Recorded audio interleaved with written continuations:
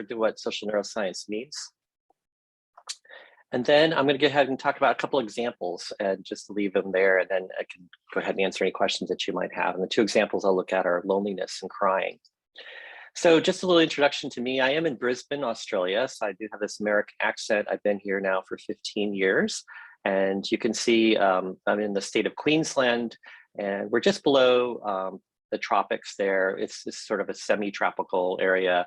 And because it's winter, we're really cold right now. It's probably about 40 degrees Fahrenheit or about 7 degrees Celsius. And so here in Brisbane, that is very, very cold, and everybody's acting like it's a terrible cold winter weather. Yes, I do lots of different kinds of research. It's all really mainly around emotions and using physiological measures of emotion. I'm going to tell you a little bit more about how I got into that in a moment.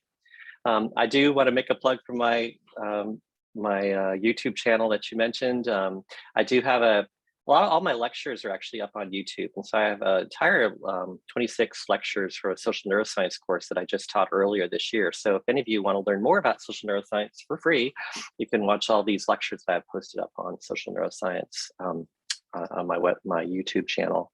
So what we do in our lab, our social neuroscience lab, is we study lots of different things that have to do with social behavior. You'll see today I'm going to talk a little bit about our crying research, about why people cry. We also look at trustworthiness, of how when we look at facial features, look at strangers, how we might trust them. I have a line of research on social media. So we've been looking at things like what happens when you give up Facebook, how it affects your stress, how people who are anonymous can do a lot of trolling. We've even looked at catfishing, study a lot about empathy. And finally, the newest line of research is that we're starting to look at robots and how people interact with robots, and hoping to use social neuroscience methods to study robots. This picture of Mark Zuckerberg, I just thought captured all my research interests at once. They're a bit of a robot, empathy, social media, everything, all in one particular image. But anyway, so back to thinking about the social brain. The way that you can kind of think about this is going all the way back to this early example from ancient Greece, which there's this story of this physician, Erasistratos, who was summoned to a court where there was a prince who, this prince in ancient Macedonia had fallen ill, and they couldn't explain it. They brought all these physicians in. They could not understand why he was sick. And his heart would palpitate. He would get all flustered. His skin would get all hot. Well, it turned out that his father had recently married a new younger wife who wasn't much older than this prince. And whenever she was around, he was actually showing these kinds of symptoms. And Erasistratos had noticed how whenever she entered the room, that there was this change in this young man's behavior. He got all flustered, all upset, very sickly. And you can see in this painting that was, I think, painted by David back in Paris someplace, you can see Erasistratos is pointing out the moment when he realizes this woman, it's your stepmother that's actually causing you to be sick. And what's amazing about this story, the legend is that once the physician here made this diagnosis of love sickness, the father actually divorced his wife and let the wife marry his son so that his son would be happy.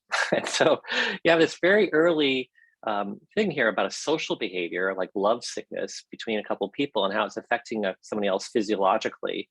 And that's kind of what social neuroscience is. We look a lot how the body and the brain affect our social behaviors in all sorts of different kinds of situations. Now, there's a more modern example I can tell you about that's in this book by António Damasio. And this book was published in the 90s, called Descartes' Error.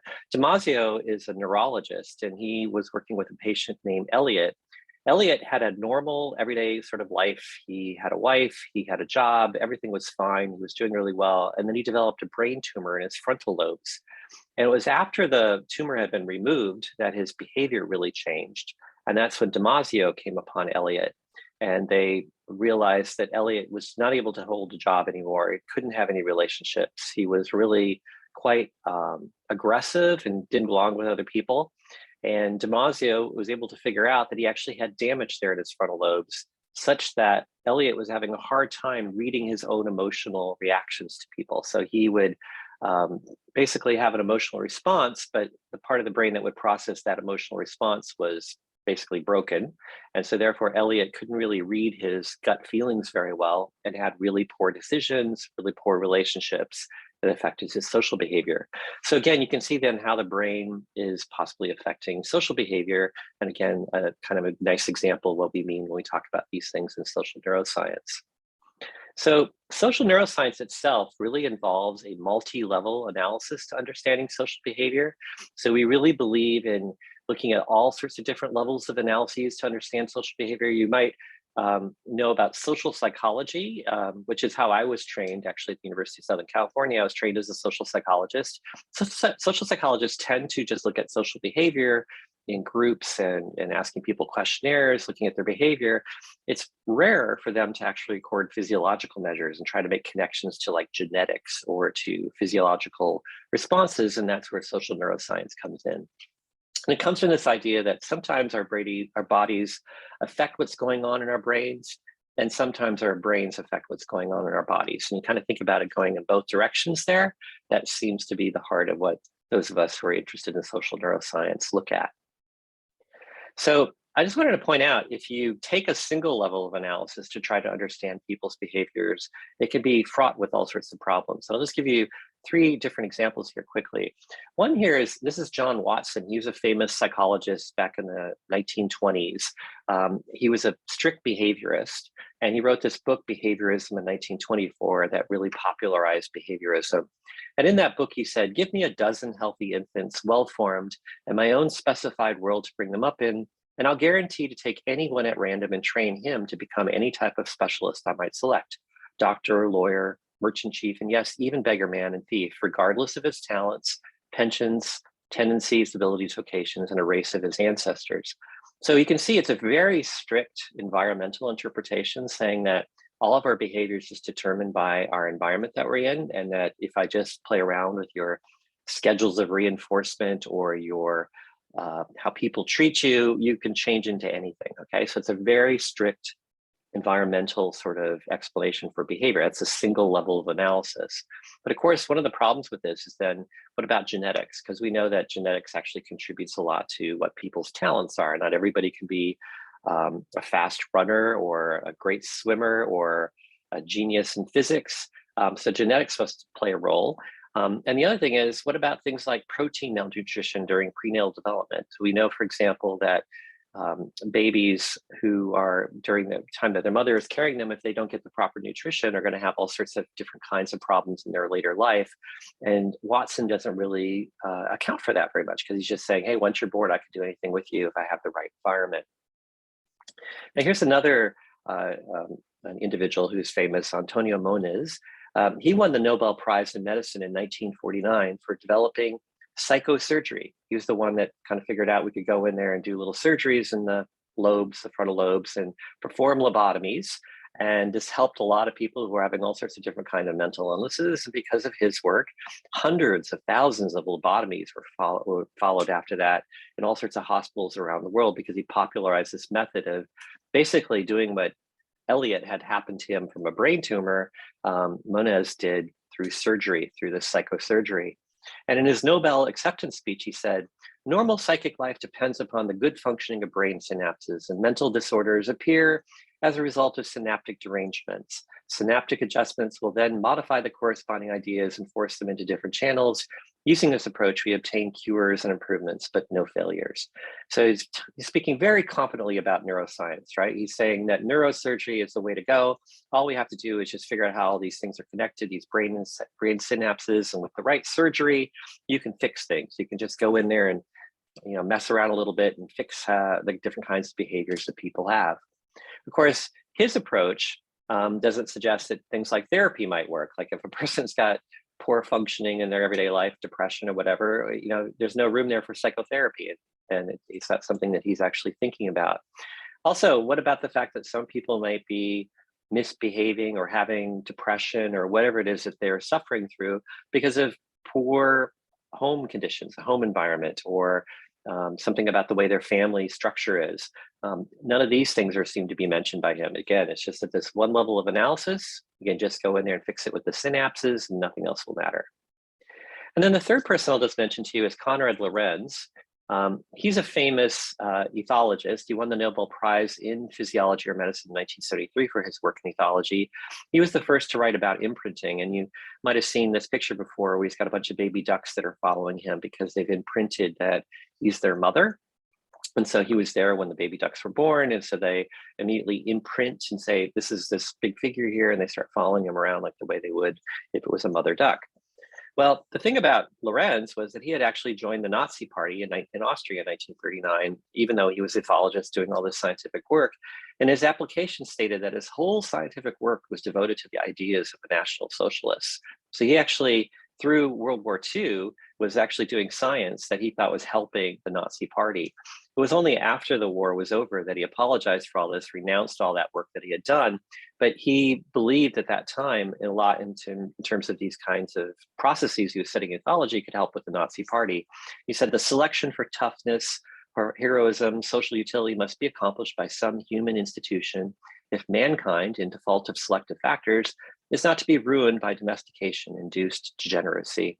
So he's talking here a lot about how evolution and biology could explain human behavior, and it should be used to, in terms of public policy. So of course, the thing about Lorenz then is, what about the environment? He's just making it sound like it's all about biologically pre-programmed genetics, and there's not much there about the environment in his approach. And he doesn't even talk about things like morality here, like, what the fact that humans get together and they have moral concerns and they decide that this is not a way of treating somebody else. Morality didn't come into the picture here in the way Lorenz explained something. So here are three very brilliant people who made a huge impact on the study of behavior. And all three of them, I think, suffered from the problem that they had that single level of analysis. And so again, I'm going to advocate in this presentation that a better approach to understanding things like social behavior is to take a multiple levels of approach. Here's a kind of a quick example of what I mean by this in terms of multiple levels of analysis. You can see I've got two runners up here who are running against each other. And you could look at it from the competitive behavior. You could be somebody who's just going to focus on competition between people, like a lot of sports psychologists might, or behavior itself, just the running behavior could be another part of that explanation. Or you can move down a little bit to a lower level of analysis and talk about the human being and the somatic system and the muscles that are involved, and even break that down and further into a study of things like how muscle tissue and muscle cells work. And then you might want to try to explain the muscle cells from DNA and from the components that make up DNA, the chemicals and so on. So all of those are different levels of analysis. And at a place like my university, we have people in departments that cover all of those different levels of analysis. But what I would say, again, is that social neuroscience is really trying to focus on bridging across those levels of analysis. So we tend to look at people's research from different levels, from not just social psychology in my case, but also looking at, for instance, muscle behavior. I study muscles and facial expressions. So there's multiple levels of analysis here that would be, I think, more fruitful in understanding social behavior. There's even this interesting article that was published in 2021, just to show you that other people who are not even social neuroscientists talk about multiple levels of analysis. Here, this is an explanation trying to understand mitochondria and how that might affect our human health. And you can see mitochondria are these little subcellular components here. They might have a behavior themselves that they try to argue in this analysis could be explained from looking at it from multiple levels of analysis. So they're starting from a really tiny little thing to try to explain it and saying, hey, it'll help us to understand this better if we can kind of see how it fits in the context of these different levels of analysis. So here's somebody who I would probably find shared my sort of point of view, and I could probably work well with because of that. So I wanted to finish up this part of this presentation by just telling you about three principles of a multi-level integrated analysis that was first talked about by Cacioppo and Berntson back in 1992. What they were arguing here is if you're going to take a multiple level of analysis, and again, partly this is just advocacy, like trying to advocate why we should look at multiple levels of analysis, but they're also trying to show you sort of like lawfully how things can happen this way.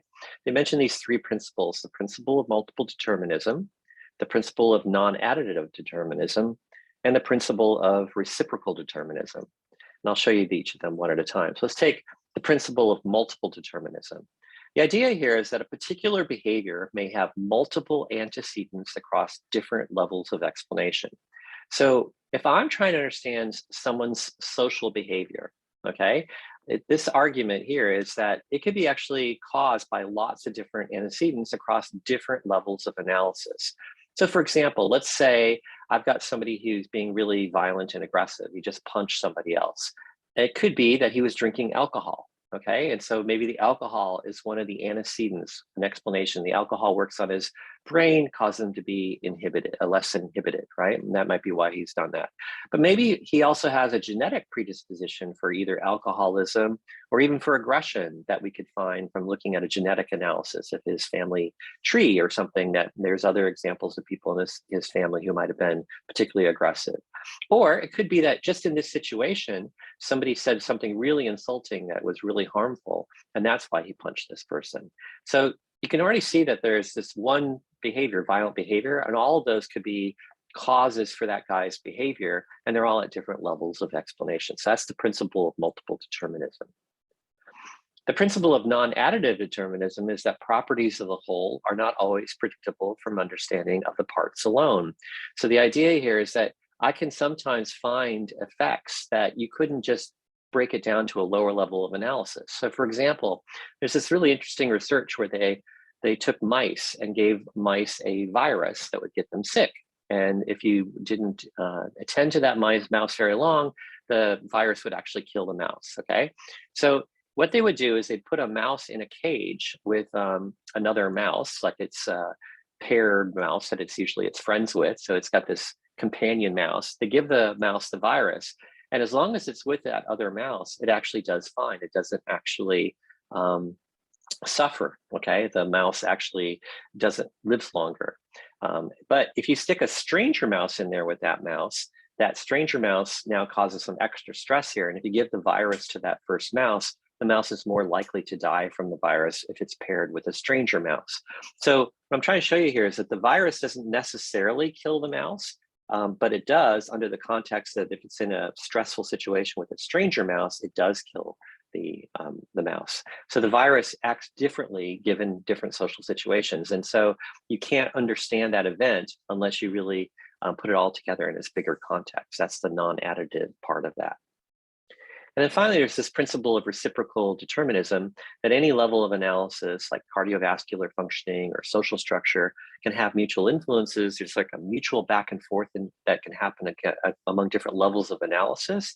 And so just to give you a really quick example of this, there are some kinds of stimuli that people might find really arousing, that gets them really agitated or aroused.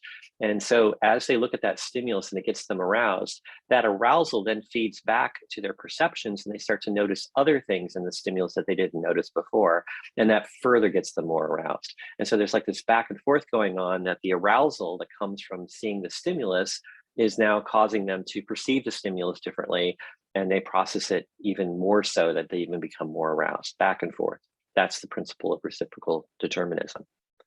So putting those three together, those are just, again, sort of give you an idea that there's sort of a lawful thing here about looking at multiple levels of analysis, that again, if you only picked one single level of analysis, you'd be really missing out, I think, a lot in explaining social behavior. All right, so now what I want to do is just the last part of my presentation here. I want to go ahead and put it all together by giving you two examples. And the two examples I thought I'd look at is what's the harm in feeling lonely? This isn't actually my research, but I'll tell you why. I'm going to show it to you in a moment. And then I'll tell you a little bit about some of the research we've done about why we cry. So example one, what's the harm in feeling lonely? Well, the research here on loneliness is really fascinating. And it was very much popularized by this social neuroscientist, John Cacioppo. Now, the reason why I bring up John Cacioppo and put his picture here is that he was actually the person that got me into social neuroscience. I was a freshman at the University of Iowa, and while I was a freshman, he actually was randomly assigned to be my academic advisor, and he suggested that I take one of his courses during my sophomore year. And that second year of university, I took his class. He had then made a pitch. He said something like, if you got an A on that last quiz and you're looking for experience in a research lab, come and see me. And I went down and saw him after class because I just got an A on his quiz.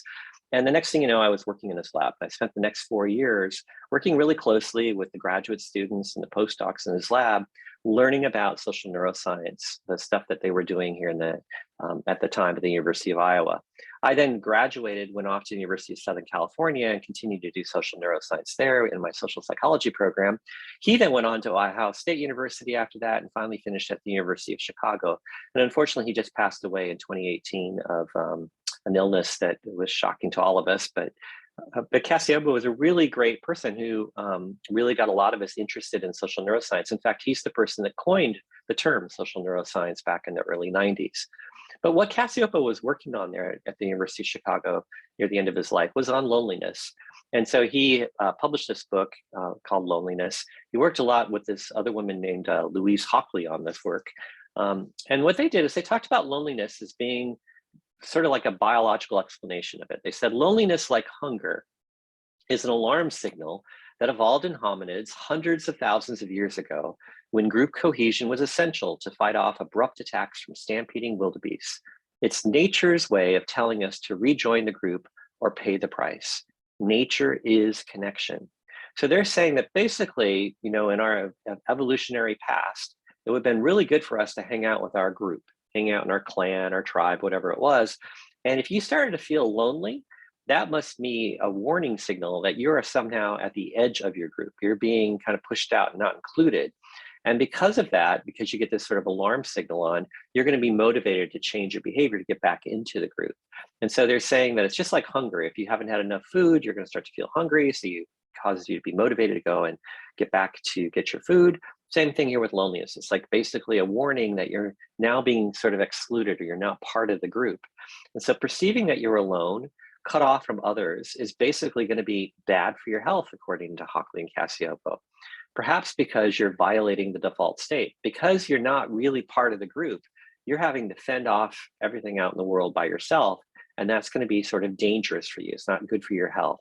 Now, notice that being lonely is actually separate from the diagnosis of clinical depression. So I'm not trying to get that mixed in here. Loneliness is just something that people can report fairly easily, whether they're lonely or not. Well, what do we know about lonely people? This is some of the research that comes from Cacioppo's work. We know that people who are lonely report feeling more unsafe. And that shouldn't be too surprising, because if you're somebody who's not really with everybody else and you're moving out in the everyday world, the reason why you would feel unsafe is because you don't have the rest of those people out there to protect you, to bond with. And so lonely people tend to just feel more unsafe about everything, about crime, people breaking in, whatever. They don't experience more life stressors than non-lonely people. So that's an interesting finding, that just because they're lonely, it doesn't mean that they actually face more life stressors. It's just, they just tend to feel more unsafe. They don't experience fewer uplifts, but they experience them less intensely. So that is, they don't have too many great joyful moments here. They might have happy moments in their life, but they don't experience them as intensely as other people who belong to groups. And finally, they don't actually differ in the number of social contacts they have compared to non-lonely people. That's a strange idea, isn't it? That lonely people actually know just as many people and can have as many connections with other people as people who are not lonely. But again, because they're not actually being included or they're not making themselves included in groups, they feel lonely, because despite the fact that they actually know a large number of people that they have contacts with.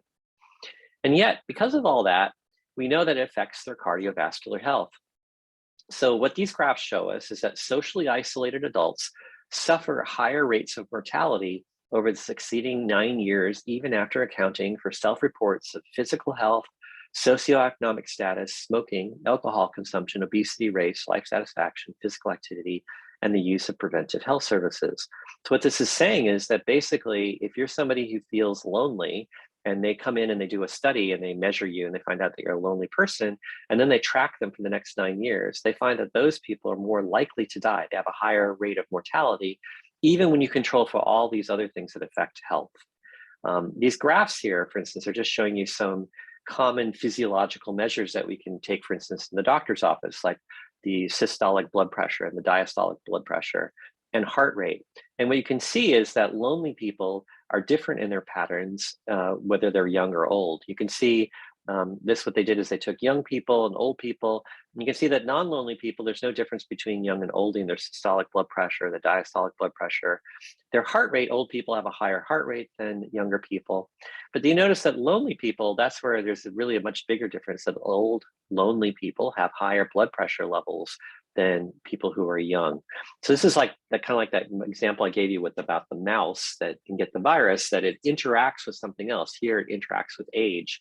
Your loneliness can affect your cardiovascular health, given the fact that if you're older, it's probably going to have a more damning effect on your cardiovascular health. What about sleep? This is another interesting thing that affects loneliness, loneliness effects. This is showing you that when they looked at sleep, sleep efficiency, so that's how much you like make it through the night without waking up. This is wake time on the right after your sleep onset. How many minutes does it take before you wake up again?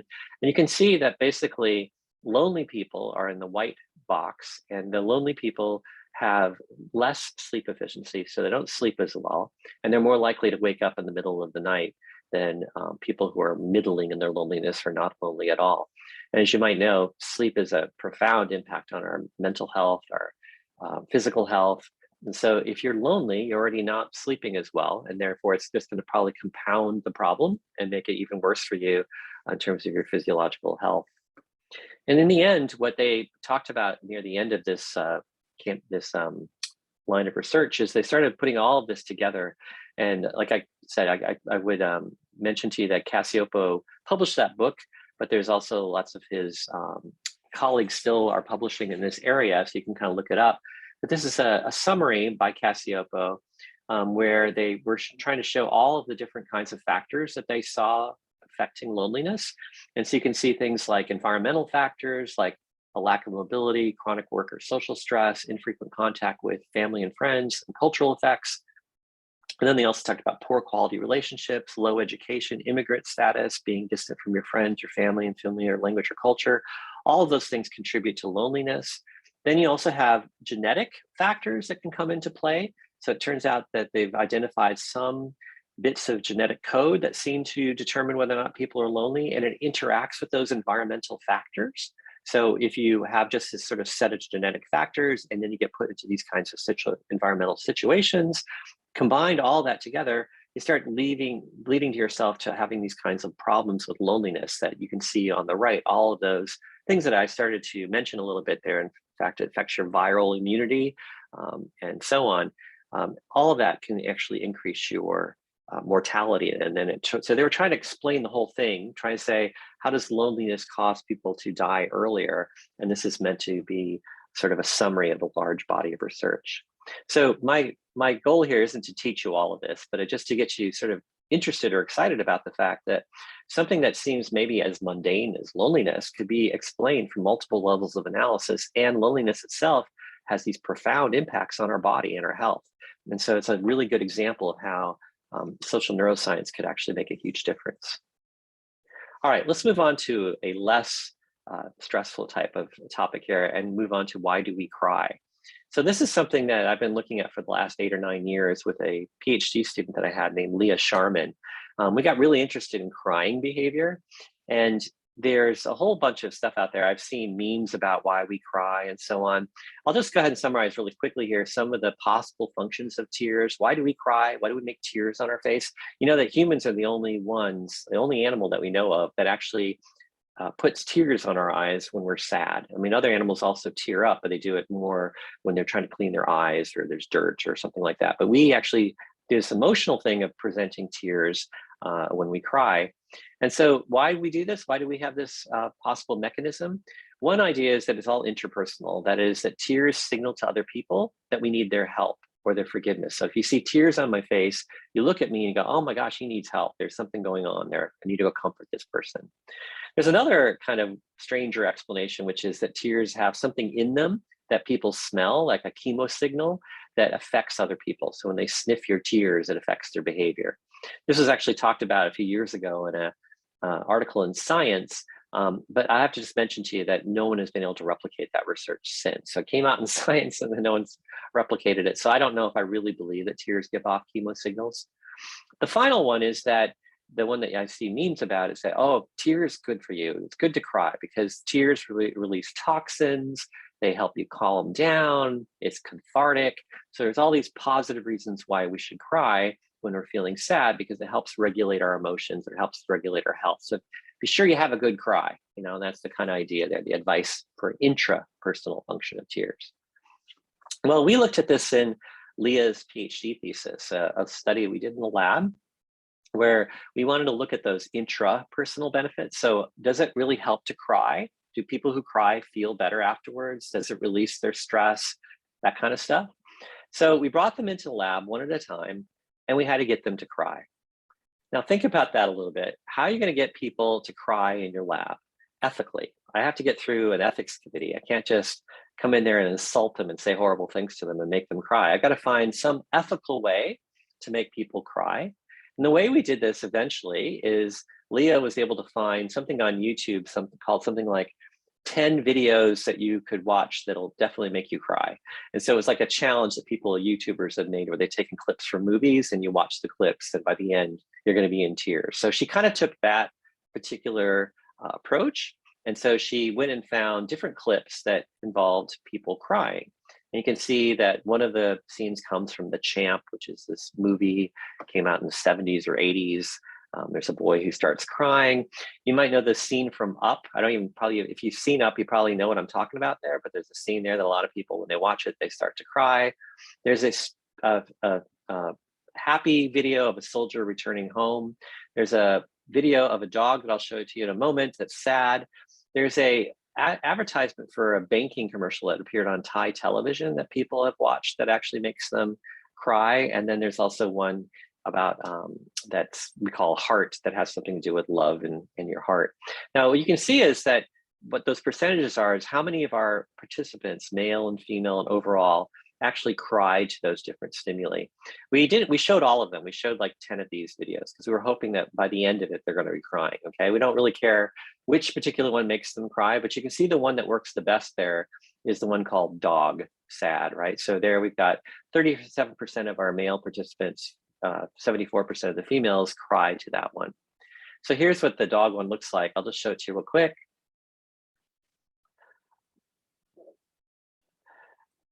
So I'm not going to show this to you because I don't want you to cry, but basically it's a little video where they made a video of this dog who's going to be put down later at the vet. And this is how they spent the last day with the dog. So it's very sad. They spend their last time with their dog. So that's it. I'm not going to show it to you anymore because we don't want people crying. So we went ahead and did this study. And what we tried to do is get at least 60 people in each of our conditions. So we ended up having 197 people in the whole study because we had 3 conditions here. So let me show you what this is like. So what we did is we only tested in the final study undergraduate female students. Partly this had to do with the fact that you noticed that the rates of crying among our male participants wasn't very high. And so we wanted to make sure we're going to get a lot of crying. So we just decided to go ahead and only recruit undergraduate female students because we're having such a hard time getting guys to cry in the lab. Now, they were randomly assigned to either the SAD or the neutral condition. In the SAD condition, they watched these videos of things that made people cry. And in the neutral condition, they just watched a bunch of little sort of like documentary short clips about the same length, but they were all just neutral. They didn't make people cry. So half the participants are going to be in the SAD, half of them are going to be in the neutral. And then they're measured with salivary cortisol. So we actually take saliva samples from them and measure their cortisol levels, their heart rate, and their respiration. So here's how it worked. They came into the lab, there was a 5-minute baseline. Then they watched 17 minutes of videos. And so again, if they're in the SAD condition, they watch 17 minutes of these clips of things that make you sad. Then there was 12 minutes where they did something called the cold pressor task, and they filled out some questionnaires. And then finally, just to cheer them up before they left, we played them a comedy video at the end so that everybody would feel happy and they wouldn't be sad anymore, okay? And then during the whole time, we're measuring their physiological responses. We have their physiology being recorded during the time that they're in there. We also can measure their facial expression. So here's one of our participants who agreed to let us show the picture. You can see that she's definitely starting to cry there. And we had this special software that can actually analyze the facial expression to show that she's got a sad expression and that tears are starting to form on her cheeks. And then we measured salivary cortisol. What this means is that you just spit in this little tube, and then we can take the saliva and send it away to a lab, and it gets assayed to tell us how much of the stress hormone cortisol was in their saliva. So this allowed us to measure their stress levels during the experiment. All right, so we I should just say we had time 1, time 2, time 3, time 4 during the experiment. And I'm just going to be showing you a lot of complicated data here, but I just wanted to give you an idea that we're measuring all those things at 4 different times during the entire time that the person's in the study. So we had some hypotheses. We thought people who cry in the SAD condition compared to those who do not. Now keep in mind that we put them in the SAD condition, but that doesn't guarantee that everybody's going to cry. In fact, roughly half the people that were in the SAD condition didn't cry. So these women, remember all of our participants are women, they're watching those 17 minutes of SAD videos in the SAD condition, but half of them don't tear up at all. Half of them did cry though, half of them had tears running down their cheeks. So we thought, who are those people that cry versus those people who don't cry in the SAD condition? Well, people who cry, we thought will score higher on what's called the crying proneness scale. This is a questionnaire that you could fill out yourself that just measures how likely it is that you cry. Some people say they never cry at all. Some people say they cry easily to like bank commercials, whatever. And so that's the crying proneness scale. We also thought, according to the research, that people will report feeling better at the end of the study if they cry compared to people who don't cry. We also thought that people who cry would have lower cortisol levels during the stressor task. So we're going to give them a stress task. We're going to stress them out with this thing called the cold pressor task. And we thought that they could have lower cortisol and endure that stress task longer if they cried, because supposedly crying releases your stress. Crying also acts as sort of like an analgesic. It helps you get through pain easier. So these were all things that we were testing based on sort of these cultural myths that we have, or these cultural beliefs that crying is good for you, that makes you feel better, helps you with your stress, and so on. So what about crying proneness? Well, neutral is the people who just watch those neutral film clips. And then the yellow and the red are people who were in the SAD condition. And you can see that people who cried actually did have higher scores on the crying proneness scale. Should not be in seconds. That's actually their score on the crying proneness scale. And then the non-criers are the people who didn't cry. So they actually had lower scores on this. So there was something about these non-criers that already told us that they were the kind of people who don't cry very much. Now, what about their negative moods? So neutral is the line that you see at the bottom. That's the people who are just in the neutral condition. They're the ones that just watched during the videos a bunch of like documentary kind of things. Then we've got the people who are watching the SAD videos, and you can see that there's the criers in blue and then the no criers that are in purple. And you can see that when they're watching those videos for the 17 minutes, their mood goes up to the fact that they're very negative now. They feel sad. They don't like watching those videos, okay? And there actually was a difference that the criers felt a little bit more negative than the non-criers did. By the time we get to the third time, the CPT, the cold pressor task, there's no differences really there. And finally, at the end, when they've watched that little comedy video, everybody's back to the same level of self-reported negative mood. Now, the cold pressor task, let me tell you about that. The cold pressor task is a really old task that people developed in psychology a long time ago, where you take your hand and you put it in a fist and you stick it in a bucket of cold ice, okay? So you got this little bucket of ice water, and you have them put their fist in it, and you say, just put your fist in there and hold it there for as long as you can. Now, I think you can imagine that is really painful. It's not something that people like to do very long, but we say, could you just hold it there for as long as you can? And so the idea here is that this is like a stressor, but also kind of tells us how much they can endure their pain from doing that. And what you can see is it didn't matter whether a person cried or not. All three groups put their fist in the water for the same amount of time. So remember, they get to pull it out when they want, and there was no significant difference across our three groups. So crying doesn't make people more, like able to endure pain. It might look like it here because the bar is a little bit higher, but that's not a significant difference from the people who didn't cry or for the people in the neutral condition. So it had no effect on how long they were in the cold pressor task. Cortisol, that's that stress hormone. And we measured it 4 times during the experiment. And you can see that basically across all 4 conditions, the cortisol levels are dropping. The time 3, the one thing that kind of goes up is that no criers change a little bit there, that when they went to the cold pressor task, they actually showed a little bit more cortisol response, but it wasn't any different from the criers. That is, all 3 groups are showing a decline in their stress levels across the 4 time periods of our experiment. They were in there for like an hour, and there really isn't any difference between the 3 groups. So we didn't see any effect that like crying like after you'd think that maybe after time 2 or time 3, that the criers would show the least amount of stress. They actually don't show significantly less stress than anybody else, okay? So our conclusion from all that research was that crying doesn't do much intrapersonally, that we didn't see much evidence here that crying actually has a cathartic effect, that it makes you feel better, that crying affects your stress levels, that crying makes you have an analgesic effect that makes you endure pain better. We didn't find any of that. Now, I just want to mention a couple limitations of our study. We are doing this in a lab, and it could be that in real life, when you cry, you're sobbing and it's a much bigger deal of crying, because we can't get them to do that here in the lab. They just got tears coming down their face. So maybe we didn't really push the crying to the full extent that it could possibly be. In fact, any research that's been out there showing cathartic effects of crying is just when they've done it with diaries, where they ask people to say, did you cry today? Did you feel better after you cried? That kind of thing. But here in the lab, where actually could control everything, we didn't see any effects like that. And it also could just be that that maybe people don't feel the same when they're in a lab situation they do when they're at home. So maybe there's something artificial having all this stuff hooked up to them and measuring their heart rate and all that kind of thing that also interfered with their crying response. But we have concluded from doing our research is that we don't really think that there's much evidence that crying does much for us intrapersonally. We think that the reason why humans cry is really because it signals to other people that we need help. So we have lots of other research now where we've been focusing more on how when tears appear on your face, you perceive that person's sadness better, and you're more likely to help them out and show sympathy. So that's what we think is really the function of crying. It's more of an interpersonal function that helps us become closer to one another. So going back to those functions of tears, I think it's more the interpersonal one, the one at the top. Tears signal to other people that we need help or forgiveness.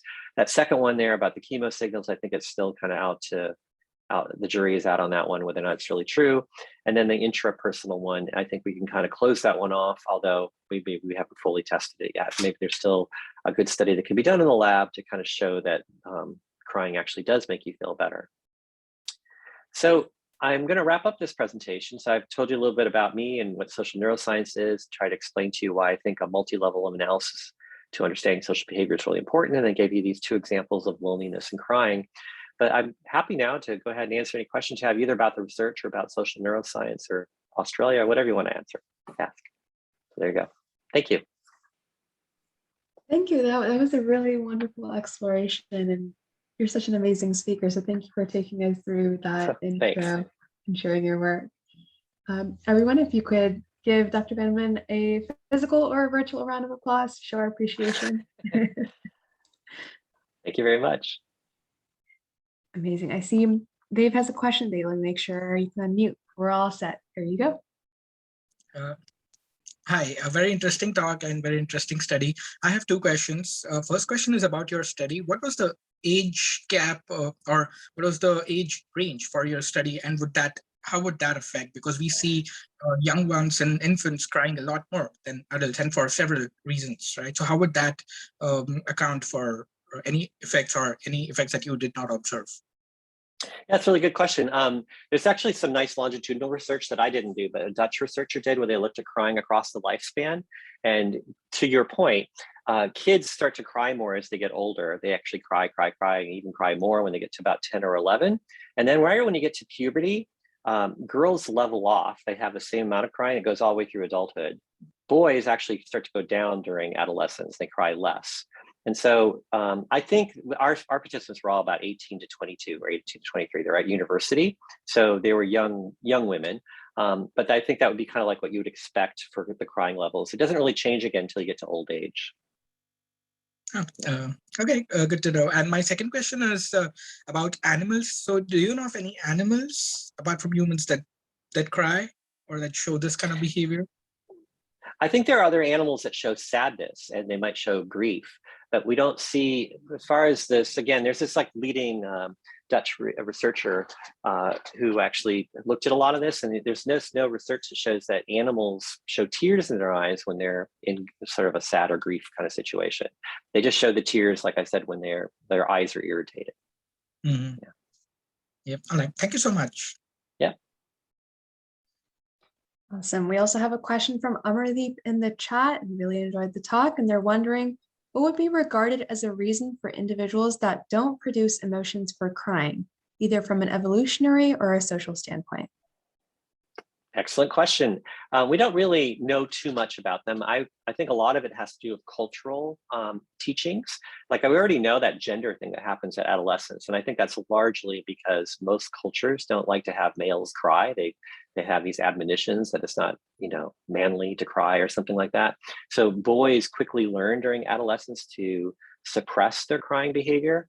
Now, it could just be that anybody in their individual pathway of their life have been told that they shouldn't show weakness or they shouldn't show they need help, because, again, if crying is a signal to other people that you need help and you've been taught by your parents or by your teachers or something that you're supposed to never let people know you need help, then you're probably gonna be more likely to suppress your tears or not show the emotions.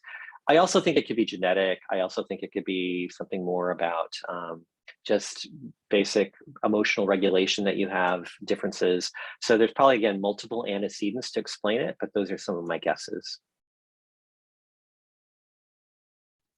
Thank you. Any other questions, folks? You can raise your hand and unmute, or you can also enter into the chat. Give a couple more minutes. Some gears are probably turning. There's always awkward silence on Zoom. So it looks like people are from all over the place, huh? All over the world. Yeah. We had a little quick survey this morning where folks were tuning in from, and folks were tuning in from the Philippines, from Greece, Turkey, India, Pakistan, US, all over. I should just say that social neuroscience is pretty much all over the place now. So you could, no matter what part of the world you are, you can usually find someone who's doing research in social neuroscience. You just have to kind of look carefully because they could be in a psychology department, they could be in a neuroscience department. I know, for instance, in Atlanta, they have a very large group of researchers who do things like look at social behaviors of zebrafish or rodents, and they call themselves social neuroscientists. So you can get people who just focus on animals only, all the way up through the humans in terms of social behavior. Mm-hmm. We have a question from, actually, I'm not sure whose name this is, it's showing up as iPhone, but are there any good books about social neuro that you would recommend for students who want to learn more? Yeah, there's a really good book that actually I use as my textbook, excuse me, for my course in social neuroscience. I just started using it this year. Robert Sapolsky is his name, Sapolsky. Sapolsky is a professor at Stanford in biology, and he has a book called Behave. Okay, and Sapolsky takes this multiple levels of analysis to try to explain social behavior. He tries to explain wars and morality and stuff like that. It's a really good book, and so that's why I now have adopted it as my book that I use in my course. So I recommend that book a lot. I see somebody asked, what I say are the biggest topics of research in social neuro right now? In the US, there's a large number of people still very concerned with looking at racism, prejudice, intergroup relations, that kind of stuff. And so they're trying to understand some of the early processes that might explain racist behavior or prejudice to people who are of a different group from you. So that's certainly a hot topic in social neuroscience. I also think that another one is just empathy, understanding about how empathy and morality go together. There's a lot of really cool stuff on how we make moral decisions and how the brain does that and how we're affected by emotions that you could also see as a hot topic in social neuroscience. Thank you. Oh, good. You already found that link. Way to go. Nicole has a question. Not sure, what was a confound you encountered and how did you address it? Maybe they're referring to confounder or obstacles, I'm not sure. Well, you might mean in our address, in our research, what was a confound? So I think one of our problems that we always have as a confound when we make people cry is we don't know if they're just really good at role playing. So that is, we might have participants who come in who are just really willing and able to be a good participant. And if they can tell that we want them to cry, they start to cry. And so that's a confound in the sense that we don't know if it's the crying behavior so much as just the willingness to go along with the experimenter. I have to say, we don't really have a good way of dealing with it, except that we did randomly assign people to conditions. And so that's the only way we can really deal with that confound in our experiment, if that's what you mean by that. Yeah. Awesome. And then Catherine has a question about what initially got you interested in the field. Yeah, so Catherine, what I was saying earlier is that when I was an undergraduate, I was in this Cacioppo's lab. I thought I was going to be a psychiatrist. That was actually what I was planning to do when I was an undergrad. I was going to go and get a degree in psychology and medicine, and then, and go into medicine after that. But after being in Cacioppo's lab, Cacioppo was really interested in how we persuade other people. He was studying attitudes and how you can change people's minds. And he brought me into the lab and he introduced me to his graduate student who was putting electrodes on the face. So one of the big things that I do is I record the muscles that you use when you smile and frown. So you put 2 electrodes right here on the cheek, 2 above the eyebrow, and then you can just measure them. And while the person's sitting there, even if they don't actually make a big smile or frown, you can see those muscles twitching. And so what would happen is you'd show somebody something they liked and the smile muscle would just start to twitch a little bit. If you showed them something they didn't like, this would twitch a little bit. And I just thought it was so cool. I was sitting there next to the person watching this polygraph with pens going across the paper. And every time we showed something positive, you saw her face go like this. Even though on the hidden camera, we couldn't see anything on her face. She just looked like she had a blank face. It was sort of like we were getting like this window into the person's soul to kind of know what's going on unconsciously. So I started using that to study prejudice. And I found in the 90s that I could use it to measure what people, when you looked at pictures of people from a different racial group, you might say, oh, I like everybody the same, but we could actually see that they were smiling and frowning differently. So it was sort of a way of getting another picture of what was going on in their head. And that just became what really got me interested in social neuroscience. Thanks for sharing. Vanya has a question here. Really liked your talk about multiple level of analyses and was wondering about any other studies that involve the use of more neuro techniques like fMRI or EEG while studying why people cry. Yeah, I don't know of anybody yet who's done a good fMRI study of crying. And you can see part of the reason why is that of this method of getting people to cry. Like, first of all, I don't know if you guys know, but doing fMRI scans is really expensive. It can cost like $600 or so every time I want to scan somebody's brain. So if I get one person in there for an hour, $600, and they don't cry, so it's like one of the things you really want to get your criers in there to do it. But I actually just got to say, this is something I really want to do, but it's going to cost me $40,000, $50,000 to do a study properly. And so I've been hoping to get the kind of funds to do that. So I don't really know of anybody else who's done fMRI of crying yet. EEG would be much cheaper, much easier to do. And I don't know of anybody yet who's done EEG either with crying. And that's a good idea, though. It would be certainly a much more doable thing to do than doing an fMRI study with crying. Absolutely, good to know. So those are all the questions so far. If we don't have any other questions that come up, just want to say thank you again, Dr. Vanman, for joining us on a, is it still Sunday or is it Monday in Australia now? It's Monday morning here. Yes. Monday morning. So thank you for joining us on a lovely Monday morning. Yes, you can connect to me on LinkedIn, and definitely don't worry, you can also follow me on Twitter and go to my YouTube channel and subscribe there, because I've got tons of videos up there about social neuroscience. I'd really like to get people to know more about it. So look for me on YouTube, okay? All right, thank you. Thank you for joining. Good luck to everybody. Bye-bye. Thanks for having me. Bye.